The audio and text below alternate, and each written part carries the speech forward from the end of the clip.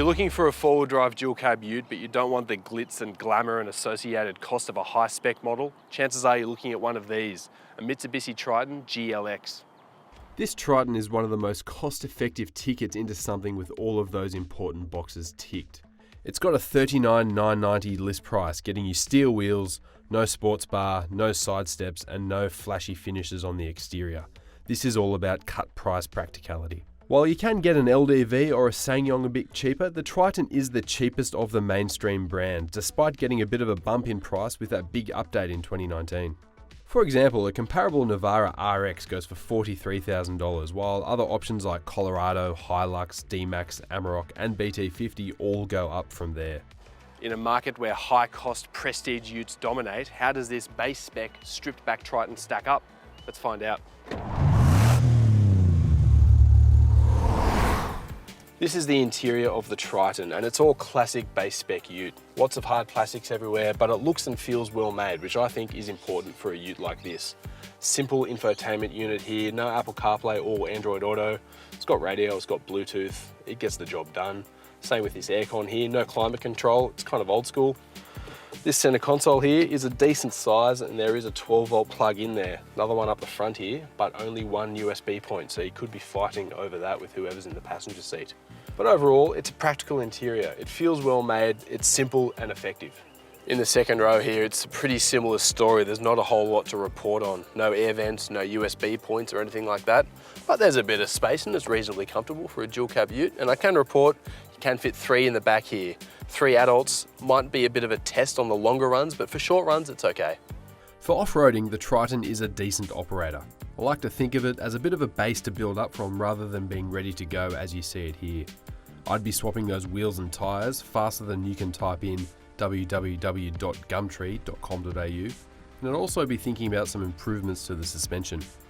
A locking rear diff is only available on the top spec GLS Premium, so you've only got traction control to depend on in the GLX for when the going gets tough. That does emit a fair bit of wheel spin before kicking in, but as you see it here, the Triton is a decently solid performer off-road. But I have to say, I really don't like that plough they've stuck on the pinion of the rear differential. When Mitsubishi updated this Triton in late 2018 with an all-new look, they did update the suspension as well. There are bigger dampers and the suspension tune is a bit different. It's definitely an improvement on road, although not as good as some others in the segment.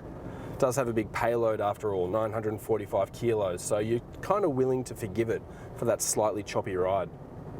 Mitsubishi calls this engine a MyVec diesel, and that's their version of variable valve timing. This is actually one of the first diesel engines to get that technology on the intake side. So that means while the engine is outgunned in terms of power and torque on paper, it does have a really linear and progressive delivery of that power through the rev range. And for my money, it's got plenty of torque to get the job done. And to boot, it's actually quite refined and pretty quiet.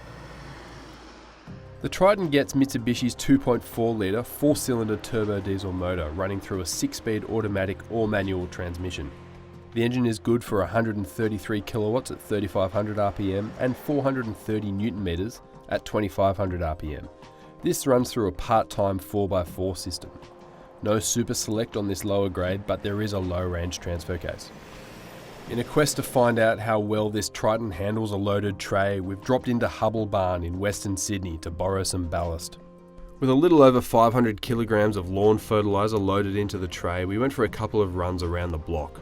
And the Triton was good but not great. At around half of that listed payload soaked up, there was still a fair bit of suspension travel and bump stop spacing left over. Similarly, the engine and gearbox all felt pretty good when loaded up. What's not good, however, is the Triton's relatively short wheelbase.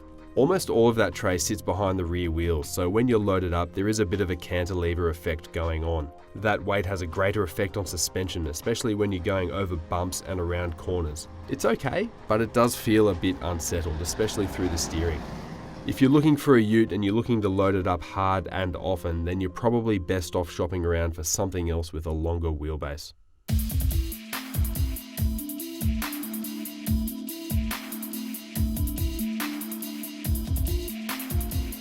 While there are other utes that drive and ride a bit nicer than this Triton, you cannot deny the value prospect that this vehicle brings to the segment, especially when you consider this vehicle currently has a 7-year warranty, which is a limited time offer for the Triton range. I like this driveline, it gets along nicely and it rides pretty well for a ute with a decent payload. The interior as well, simple, durable, ticks all the right boxes for a hard-working ute. And if that's what you're looking for, you should definitely have a closer look at this Mitsubishi Triton.